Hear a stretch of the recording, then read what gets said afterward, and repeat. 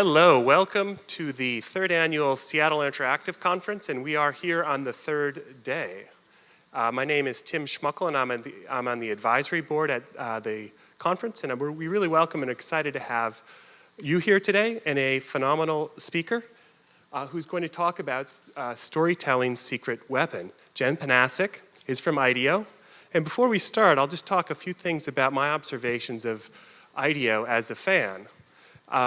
When you look at IDEO, I think it's a company that really got right from the start the idea of human-centric design. Design actually matters. It's built on some human truth, and it's meaningful. It's meaningful for the audience, and I think that's why IDEO has attracted top brands and companies and top talent, because it's one of those rare companies that can actually balance and meet and integrate business needs with the needs of humans and artists. The other thing, too, about IDEO is that it was so innovative when it started, and it continues to be. I've heard of a lot of people talk about, we want to be the IDEO of X, fill in the blank, because their process and approach is so powerful, it can be directed at a lot of different problems to solve. And it's even relevant, too, now when you have a history in industrial design in the digital world, because it's based on some foundation. So please join me in welcoming Jen here, and we're so fortunate to have the IDEO of IDEO here today for you. So please enjoy. Thanks, Tim. Thanks, Tim. It's very kind. This is a restaurant in San Francisco called Heirloom Cafe. Heirloom is one of those restaurants that you've driven by a million times but never really noticed. Yet when someone points it out, you think, oh, right, yeah, I've seen it. Heirloom is a gem of a restaurant in the Mission District of San Francisco. But it's not in the heart of the hipster Mission. It's tucked away on the corner of Folsom and 21st. It has a very simple look, an incredibly tasty menu, and my husband and I had a memorable dinner together there. I received an email from Heirloom about a week or so after that dinner. I had forgotten that I signed up for their email updates, and when it came into my inbox, I was looking for a distraction, any excuse to procrastinate from the real work I needed to get done. Might sound familiar. Here's a portion of that email. On the archway between the kitchen and the south banquette and the dining room at Heirloom, there is a work of art which has been developing for months and years. I'm not sure exactly what it would be called, a mosaic maybe, or a collage. Wine labels from some of the best bottles which have been opened here have been carefully and gradually affixed to the walls. Heirloom isn't the first place where this idea has been employed, but I think the results here finish our space in a way maybe that nothing else could. Matt Strauss, the owner, goes on to say that this archway was the idea of a longtime employee, Liana Ryan. Liana is the sole remaining staff member from Heirloom's humble start. He says, for the last 3 years and more, Liana's work has had the hallmarks of the very best restaurant work there is. Her heart has been devoted to serving guests. She has been as reliable as the sunrise, and perhaps most importantly, she has been dedicated to being an exemplary citizen of our little community. Everyone has a down day here and there, and I think this is sometimes felt especially on restaurant service floors, where there's a performance of a certain kind every night. Apart from those nights, which I could count on a few fingers, Liana has had her mind made up every single time she walked through the back of the door, that she was going to smile and help and work hard, and also to be a very real person through all of it. This is a lovely tribute to Liana and her contributions to Heirloom. Quite a personal insight, really. Now, Matt hasn't included this in his email to boast about a particular employee per se. This was his way of publicly wishing Liana well as she went on maternity leave for the twins she's expecting. Maybe it was the pleasure of being distracted instead of working, but I was really struck at how powerful this seemingly typical email update felt. In what could have been a very straightforward email about a few specials and change in hours, this note took on a very personal tone to the comings and goings of Heirloom that made me feel like a regular, even though, and unfortunately I can't say I am. I don't know Matt, nor Liana, yet in some way, I now do. Beyond telling us about Liana's departure, yet through his narrative about her, Matt's also describing the restaurant's culture, its wine list, service approach, and values, but not overtly. He's given this transparency through the power of story. Story is a secret weapon, if you will. Its superpowers being character, resonance, reflection, connection. It builds empathy, and it's something we value a great deal at IDEO, from business development to project deliverables to how we connect with one another internally. My colleague Nicole and I were hosting a potential client group. We started off as usual, going into introductions and defining our respective roles to one another. That's always a little tricky bit for us because our backgrounds and experience tend to be varied, and in our business development role, we are more storytellers than client services, journalists than account reps. We listen to the needs of clients and develop an approach to take on that challenge, and then express it back to the client in a narrative format that in effect is the first deliverable of the project. This is the prologue to the narrative of our work together. A typical proposal might start like this. Who we are, how we relate to the work is important to us, whether we're talking about media and entertainment and interactive spaces or an ATM interface. One proposal we created was for a health and fitness company looking to better define their brand. Our message was that the brand needed to come from the inside out. And so in describing how we would approach the design challenge, we used our own culture to reinforce that message. Every page of the proposal included a photo taken by an IDEOer, plucked from our photo library called Photobase, photos created by us to be used by us. Photobase is a great example of what IDEO is about more broadly. We collaborate, share across our global offices, we value being visual, and we're all part of the creative and design process. We also use story in business development to share a point of view into the users we think we'll be designing for. Here, we're proposing a user-centered approach to fishing in Iceland. People often ask me what I miss about Iceland. There's no question in my mind. My people and the water. I grew up in a small fishing village called Ólafsvík. My most vivid memories are of the sea, the blue, blue sea. It's so pure and fresh, so calm, so wild. Iceland is a small island surrounded by sea that connects us to the rest of the world. And we rely on this water. We eat fresh fish from it. But fishing is more than just a source of food. It's so ingrained in the Icelandic culture. It actually embodies many Icelandic values, like the songs we sing to our children and the markings on our currency. When I think of fishing in Iceland, I think of freshness, purity, quality. I'll stop there. I love the way she says "fis." Here's the thing. In design, there's a natural and very easy connection to storytelling.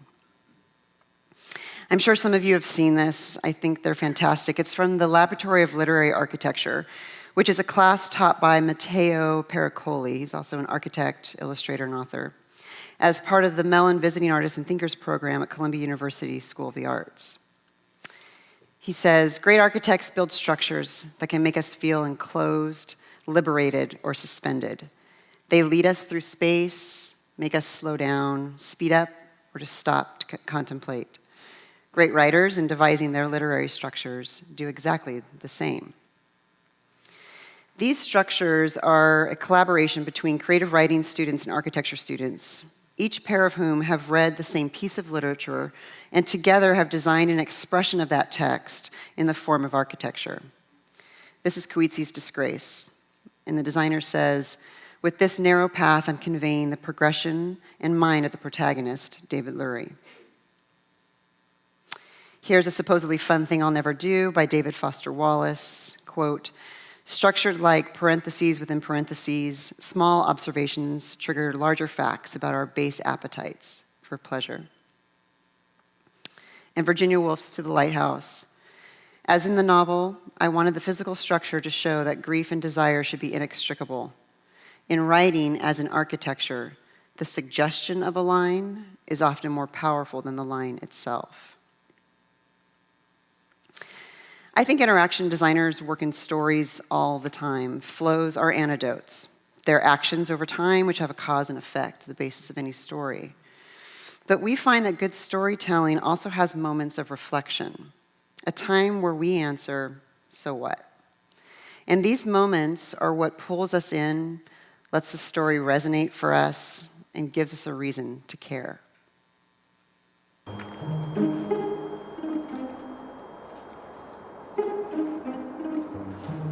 Jag har jobbat här i 30 år. Kom hit 1980. Och har jobbat med växtförädling då hela tiden. Huvudsysslan, att ta fram nya ärtsorter. En hel del av Findus ärtproduktion idag är sorter som kommer från vår egen förädling här. Det är jag mycket stolt för.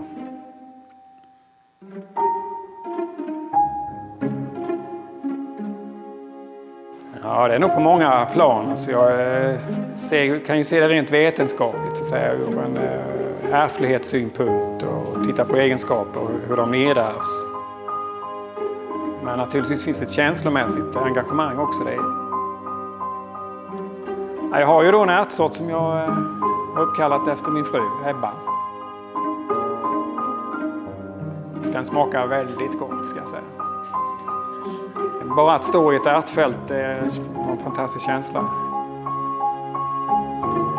Ja, trots allt så är jag ju en ärthjärna, men jag gillar det.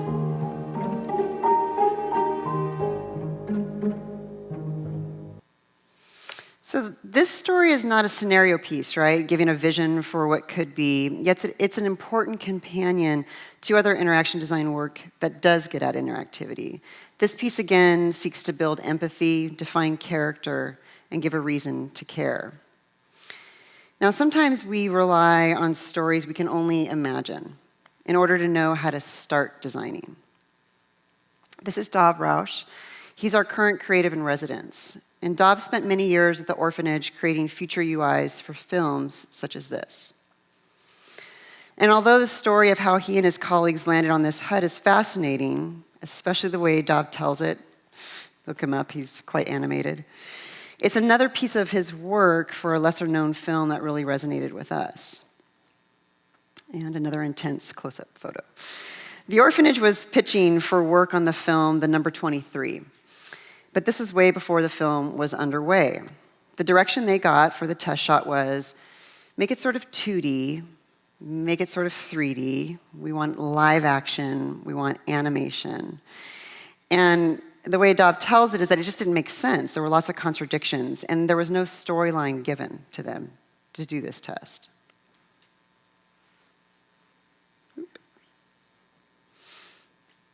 Okay, so little direction, and it's unpaid, and he has got 1 week to do it, and he has to do it in 2 shots. So Dov thinks up a simple story, again, because none is given to him.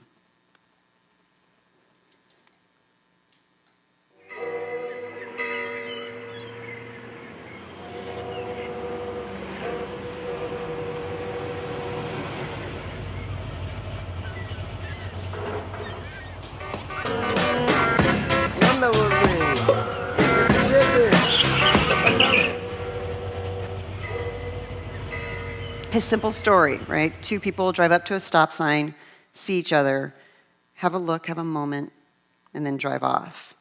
But through this simple story, he could have characters and then have those characters ask questions of one another. And Dov talks to himself a lot. He talks out loud. And he can do this, I'm this character, I'm that character. And he gets this physical feedback loop that helps him define what he's after. Then writing it down brings another level of clarity and rigor, and then, of course, the piece speaks for itself.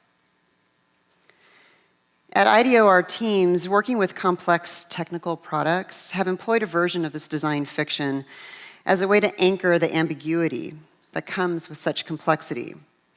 Here, a team is building narratives for industrial-grade sensors used in factories to get a better grasp on just what's happening behind all of that technology. This isn't a deliverable, and it isn't meant to be client-facing. We care so much about the act of storytelling that we hone our craft at an evening event we call IDEO Stories. Stories is held about 4 times a year and across nearly all of our offices. It's not for clients, it's not for media, it's for us. Because the more and more we build the stories of our clients, of their customers, of their business, of their future, we also stop to tell the story of ourselves to one another.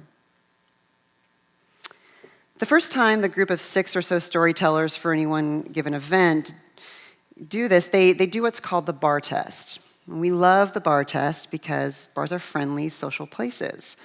Plus, who can refuse a good drink? So off to the bar they go. They go there because when you're talking with someone at a bar, you use direct language. You make sure what you're saying is entertaining and engaging. You don't quote tons of data. You don't use bullshit corporate language, except maybe in air quotes. And any infographics you share are simple and to the point, maybe a napkin sketch. The bar test proves we're all natural-born storytellers. We all have an innate sense for what makes a good story. And this is our advice for taking the bar test. Go to a bar. Talk to a stranger. Tell them your story. Be verbal. Or grab a colleague who's unfamiliar with your project, buy them a beer or coffee, and spend 20 minutes, whatever it takes to finish your drink, and figure out what's the point of your presentation. What's the 1 or 2 takeaways, the elevator pitch, so to speak. Watch their body language. What makes them lean in? When do they look away? Where are the ahas that bring surprise? Talking to someone else will give you perspective on what's sticky about your story and what's not. Verbalizing your story instead of just writing it down or visualizing it will give you the flexibility to change it without getting stuck. And giving yourself a time limit, say by the time we finish our beers, will force you to be succinct. Those that have done IDEO stories share passions, childhoods, triumphs, and loss. Stories that question, struggle, rejoice, making us cry but making us laugh. And everyone who goes through the stories process says it's scary yet thrilling to stand in front of your colleagues and get personal. And in some cases, really quite personal. But that the biggest takeaway for them was the surprising discoveries that came to light as their stories formed, and they got clear about the point they wanted to make. It's this discovery, the moments of clarity and distinction. By humanizing a proposal, defining a future within a deliverable, or getting real on stage in front of our company, that gives greater meaning and connection to our work and extends our passion for what's next. Thank you.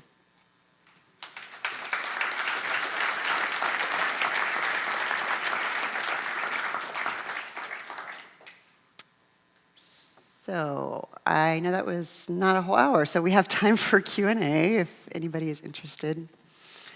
I think the only request is that you use a mic. I think it has something to do with the recording. Sorry.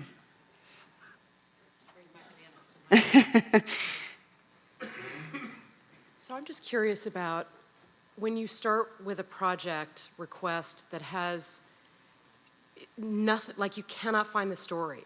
You are at a loss, you're trying to work through it. How do you find the starting nugget of a story in something that seemingly has no story to begin with?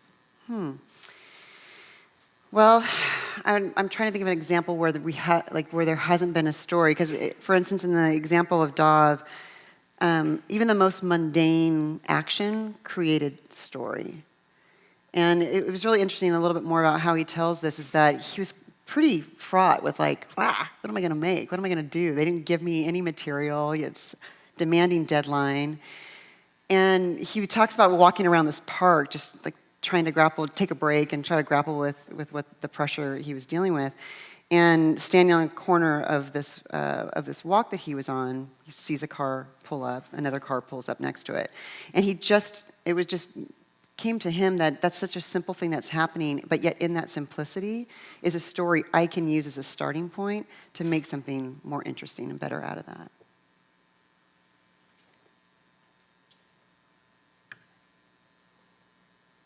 Anybody else? Any good stories to tell about your work? Okay. I'll ask a question. How have your clients been? Have you faced any clients that aren't receptive to the process about story and the importance of story? And if so, how do you deal with that? Is it either something you convince them that story is important, or you just say this isn't a fit for us? Yeah. And move on. Yeah, thank you. Just had a recent example of this, in fact, a financial services client of ours, and we were demonstrating through our research methodology and the stories that emerged from that, the different mindsets that people are going through in their financial lives. And it was very interesting to look around the room and see a lot of this like San Francisco hippie, mushy kind of storytelling stuff. And yet by the end of the meeting, they were using those stories and referring back to those stories in a way to talk about the work we were getting it to at hand. So I say, like, oftentimes there's this like, what is this about? Yet we're persistent with it. And I think there's something about that persistence that starts to create resonance. And that we see time and time again those clients referring back to, even if at first it was sort of like, where's the framework? Hey, so I have a question for you. I guess you talk about storytelling, right? And I'm just wondering if maybe you had a story about like a client that was really difficult to open up, and maybe what techniques you used to, pull the story out of them, and what story you could tell us. Yeah. So in terms of getting a client to open up, I mean, one of the things that we do often is a process called looking in, which is early on in our design research, where it's one of the inputs that we're getting in terms of understanding this design challenge. And looking in can be kind of a vulnerable place for a company to be, because we're having these one-on-one interviews with them about what's the problem at hand, what's some background going into this, what's your opinion about what's going on. And again, we're often met in those interviews with a little bit of like, am I going to say the right thing? What is this all about? Am I going to get in trouble from my boss for telling you what I really think? Stuff like that. And I think one of the things that we do when we start off those interviews is that we each tell the person that we're interviewing a bit about us, but not just, hi, I'm Jen, I'm a portfolio lead at IDEO. We usually are telling them how we relate to their work or some experience we've had with that brand. And we start off by modeling the kind of openness and story that we want to hear from them. Hi. Hi. I love your presentation because you said something about great storytelling giving you time for reflection. Mm-hmm. And as a writer, I see that over the years, our business especially has devalued the value of language and storytelling in that way. It's become very visual, which, as you've shown today, can be done beautifully. But how do you, what are your thoughts on this impatient culture we have that wants to everything to be scannable and shorter videos and quicker? How do you breathe more space and reflection into your storytelling? Yeah, I think it's that persistence of making that time. There are so many times that I've been in a client meeting or a workshop where it feels like, we can just cut that out, or they're going to get anxious about this, let's move on to the meat. But again, back to having seen time and time again how much that stuff resonates, especially when it's done early on and it can sit with them for a while, and then they can reflect on it themselves. That tends to be where we're just kind of relentlessly persistent about interjecting it. And I can't think of an example where we've been disappointed for doing that. Awesome. Keep fighting the good fight. Thank you. I noticed on one of your slides you said, what is the soul of the brand today? I was just wondering, how you would go about that process, and if you could tell a story maybe about a client that didn't have an apparent soul, but you were able to draw it out, and was there maybe a transformation that they went through culturally as an organization? Yeah, one of the things you're making me think about is an example where we've done this looking in exercise, right? And we do looking in, we do looking out, we do looking around. It's part of our initial design research. And oftentimes we're sharing back those learnings and insights, and we're not drawing a line between who said that in the organization, right? It's all very confidential. And sometimes you get that kind of reaction, especially from executive leadership, about, well, who would say that? No, that's not true. But it's through those real stories, they're by real people, these aren't things that are made up, that the more and more that we are collecting what those stories are and doing some sense making and insight generation around those thoughts, that it's undeniable, right? It's undeniable for that leader or executive to not hear it. And oftentimes he's not hearing it or she's not hearing it in isolation. The rest of that core constituent group is there too. And there's something about all of them kind of hearing this message together. And of course it's a little easier, it's coming from us, that I think kind of gives them a little bit of a posture of receipt. That this isn't something that they can kind of tuck away. Others have been aware of it, and we're doing it in a way that feels really human and real, versus something that that feels like there's no way somebody could have said that. Hi, so first of all, I just have to say I'm an IDEO geek, so I'm like freaking out, yay! So glad that you guys are part of this conference, because you guys definitely do the work. And for anyone I'm going to do a plug for The Art of Innovation. That book is brilliant, so which is one of the things that really plugged me into IDEO is just your guys' process. Mm-hmm. And so as a person who's focused on storytelling from a digital perspective for the course of my career as well as academic foundation, one of the things that I've really been observing, especially with the digital web, because it doesn't see any borders, is how we create experiences that are going to engage a global audience. So my question for you is, from your experience with projects and clients you guys have been working with at IDEO, when you're approaching storytelling, how do you guys approach it when you're looking at a global audience? Yeah, I think that, I'm thinking of an example where and do you mean global audience in terms of the people that are our end users, or a global audience in terms of the client themselves? The client has a community that they're trying to connect with that's Yeah. from a global standpoint. Right, yeah. I mean, yeah, that's great. That's great material for storytelling, right? Because what we can do there is kind of show through visuals and story how those things are connected across. I think our teams are traveling all the time, so they're getting that global perspective by being out in those places and spending time with those people, and then coming back from those observations and visits and synthesizing all the things that they heard through that work. Do you have a project that you can talk about in terms of how that came into an actual piece? I can talk about vaguely, maybe. I'm thinking of another financial institution that we worked with that was looking at money transfer, trying to understand better ways in which people could have money transfers happening. And so in order to understand how that function works, you have to go and understand what it's like to be on both the sending and receiving end. And in doing that and going to these different locations around the world, we're culminating all of the different ways in which things work differently in those locations. What's happening, what's the friction that's going on, and then we're building those stories and sharing those back with the client. I wanted great presentation, and I think I and many people here love IDEO's approach to storytelling. I want to ask you about your first example when you were talking about the restaurant and receiving the email.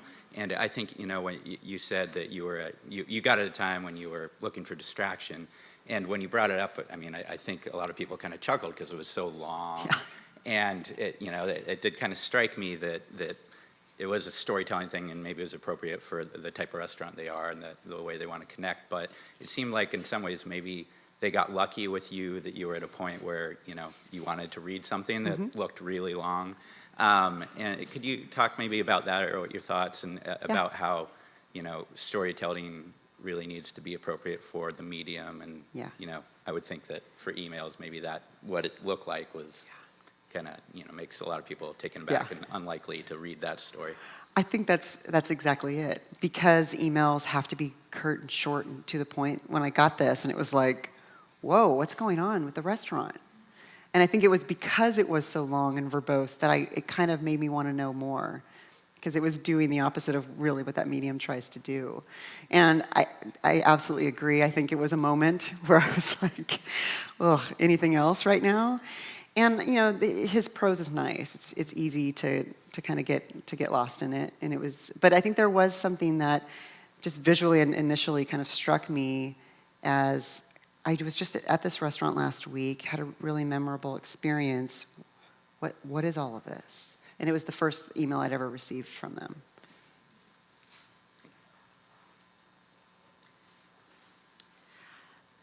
Awesome presentation. Thank you so much for doing it. And I'm curious, I know that just from doing research with customers and clients, that you often discover more than one story. In some ways they may overlap, but oftentimes they're fairly discrete. Can you give an example of, if you've encountered that situation, an example of how you've taken what feels like multiple disparate, discrete stories and pulled out the main things, or how you coped with that situation? Meaning, how do we get to a through line that connects all these different stories together? The process by which that we get there is our synthesis process, which usually follows our design research. In that we've been out in the world and we've collected all of this amazing and interesting insight, but again, what's the reflection? Why do we care about that? What does it mean? And after going through and talking with all of those people, we spend a great deal of time downloading what we heard in the world. There's a lot of Post-its involved. I'm sure plenty of you invoke that technique. And it's one of the hardest things I think that we do. It is also where the magic happens, I think, because there is no telling what that through line is going to be. And it's only through the rigor of working through those conversations and insights that things and themes start to bubble up, and we can start to draw some associations and correlations across. And it's just the hard work of going through all of that work. Okay, thank you. Yeah.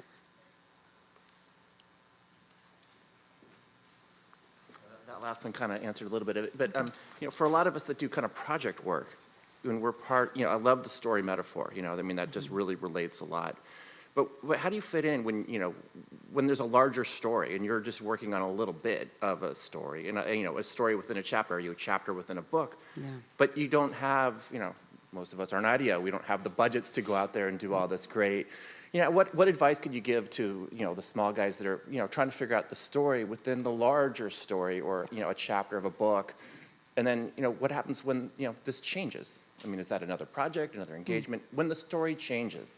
So there's kind of two parts to that. Okay, yeah. I mean, my advice for how to get to story, if, say, you haven't had a bunch of research that you've been a part of, or whatever it might be, is the bit I had in there around creating design fiction. So it's not something that we generally employ to talk about things that are already existing in the world, but it could be. I mean, maybe that's the fact that we are lucky to be able to get out there. Design fiction we're using more for trying to make sense of something that doesn't exist yet. But I think you could employ some of those same techniques. Like I said, the work that our team did, it wasn't something we ever delivered to the client. It didn't need to be a line item in the proposal. It was something that they needed to do to connect with the work that they were doing. Again, to make it from something really ambiguous to something more concrete. The second part of that. Well, it just seems like there's the story changes when you're in a project sometimes. It's just they go in a different direction. It's like all of a sudden, the story's different than what you started with. I mean, it happens to me. Mm-hmm. Where, there's an innovation, there's, somebody over here has budget to do something, and it changes fundamentally the story of what was originally presented or what you could have ascertained from what was given. Yeah, yep. Yeah, I'm trying to think of an example of that. I think that there's, I think hopefully what I've demonstrated is that story and the way that you present story, it can be used in all different parts of the process. And I think in that middle area of really creating those deliverables, story there is sort of this companion piece to the work at hand. And I think if, just as nimble as work is and the way that that changes, you can have that approach to the story that you're developing around it. And I think that has a lot to do with how nimble and really editable you can make the story. And I think also there's something for us about not having ownership of that story, that who we're working with, we're all kind of collectively adding to it or changing it as it goes. That's a really big fundamental piece for us, especially given that we're multidisciplinary. Sure, we have writers that can do this really well, but they're maybe the impetus to get it going, yet all of us are kind of contributing to it along the way. Hi. Hi. I represent the more indie way of creating stories, using multiple platforms to do so. I'm wondering what your view is on transmedia and how do you measure that? Thank you. How do we measure it? In which kind of measurement? The success of it, or? Yes, that's correct. Okay. Transmedia, I think the thing that I love about it is it's a kind of a story in and of itself, right? You have all of these different characters, which are the channels, and the interesting things that you're going to tell through those channels. And, I think if you're a fan enough, you're going to be following all of those different inputs, and that's beautiful. I think it's such a fun way to kind of tease up and tune up different parts of that storytelling, and depending on what best comes through that channel, right? Measuring success, that's a tough question, because a lot there's ways that we measure success in terms of did the work that we do ever come to life in the world, because we tend to be a few years out kind of stuff, and so it's harder to see where the work that we did initially with the client is truly the thing that the consumer sees in the end. But a couple of ways that we see this happening is that some of the deliverables can be quite elaborate that we're going to create, whether it's a video or if it's some kind of massively bound book of some sort, whatever it might be. But one of the things we often tell each other is about, I was back at that client. They've come back around for a new project, and I was at the office, and I saw that scenography thing that we did years ago, and it was still sitting, on their desks. And talking with another client about using them as a referral, they often will say, we think about that work all the time and use it. And that's kind of, for us, the stories of success, where we can hear how they personally that work has personally resonated for them in their work. Hi, I'm a service designer at the Center for Innovation at Mayo Clinic, and we take a very kind of same approach to our patient as our focus. And I was wondering, because we have to do a lot of blending of the story of our patient, but also really focus on the quantitative, the data and the metrics, because that's also what a lot of doctors and people kind of go to. Can you talk to how to blend data into the story more? Yeah, thanks. One of our offerings is what we call a hybrid research approach. And hybrid is really a blending of quant and qual together. And the way that we do that is really through the large amounts of people that we'll be talking to in more of that quant study. We will pluck out people within that we've talked to already previously before we put them through our study, or that we want to talk to afterward. And they are what bring the data to life for us. And oftentimes it's the data. Sometimes the companies really need it. They really need to see that. They really have to have the numbers to tell the boss.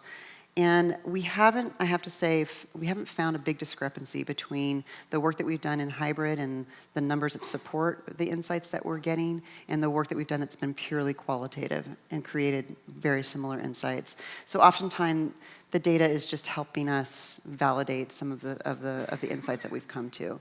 But we're kind of bringing those data points to life through individual stories of people that were literally in the study. I have an exhibit design background, as well as I'm an instructional designer. So I'm wondering about, so oftentimes it's the story as well as obviously the delivery mechanism and that transfer, that experience point of that story.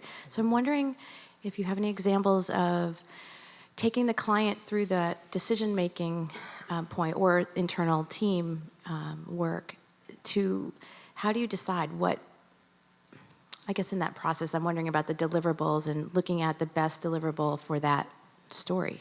Yeah, I love that you actually have a background in exhibit design, because that's actually a tool we use quite often as a way to get story at the human scale, to get people to really embody the work that we've created by taking them literally through it. And so oftentimes something that could have been done in a deck, we're creating a foam core environment for that has all of that content drawn in it. And then it's, you know, there's oftentimes that we're putting that in the headquarters of our client so that it's not just serving as a tool for that particular team to get to go through to have as a talking point, but it becomes a real conversation for the entire organization. And I highly recommend taking story into the physical realm as a way to really, really make it resonate. Yeah. The quote you shared about the suggested line being sometimes more powerful than the actual line, and then the example that you showed from your coworker, I think illustrated that really well. Could you share some of your perspectives on the role of the audience in helping create and push the story forward? Whether that's consumers or your clients.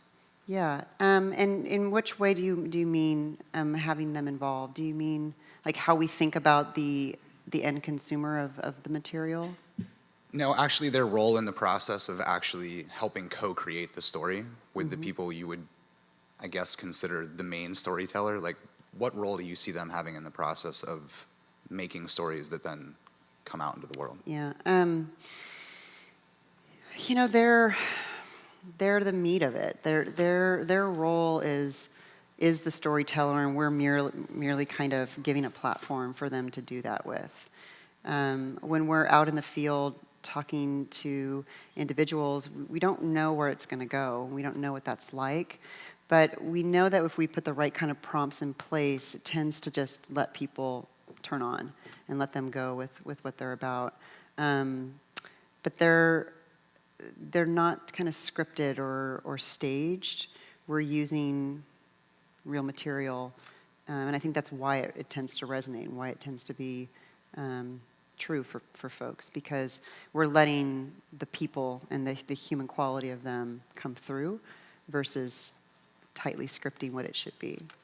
We do tightly script things as well. Not all storytelling at IDEO is like this. Of course, we do vision videos and all of that stuff. But again, I think it's this work that gets us to that place.